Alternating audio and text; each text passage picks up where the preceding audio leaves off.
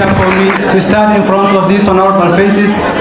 After that, first of all, I'm saying to you congratulations for the graduation students.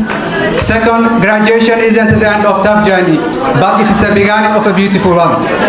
We know that it has been a challenging time for many of us has been passed through, starting from the lower classes to today. I'm sure you accelerate more travelers you met during your level of school. I'm sure you accelerate the travelers you met during your level of school, so that I'm going to give you a few words of encouragement. I commend you on your efforts to make your world a better place. I commend you on your efforts to make your world a better place for yourself and the people in your lives. If you finish your high school, it doesn't mean to close your books and through your pens. But I'm saying to you, continue your study, and the beginning of your careers may enjoy good success.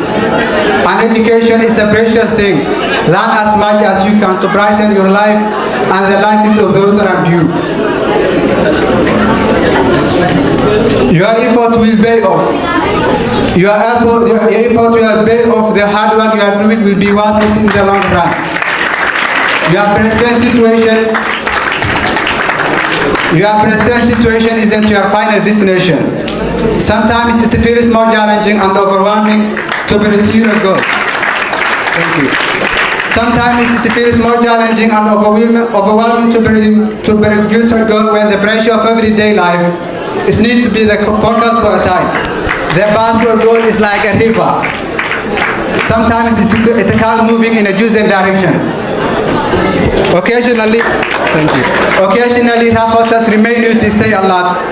Unanticipated rocks or fallen trees.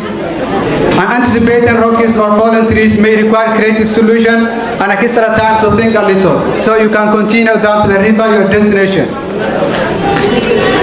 You will find a way, your unique way will reach your goal. Thank you. You deserve a pursuit and education that will help you to achieve your goals. You deserve to be successful. You deserve inspired, big dreams and hardworking, knowing that you are valued.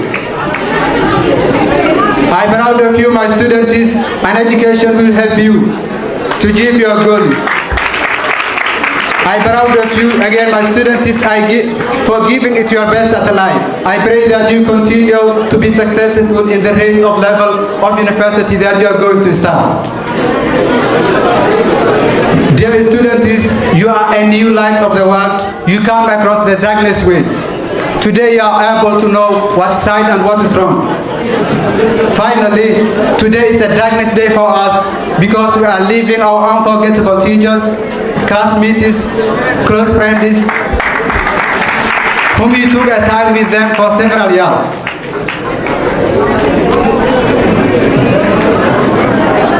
Even I would like to say only one word, whether you are a teacher or a student, I will miss you again and again.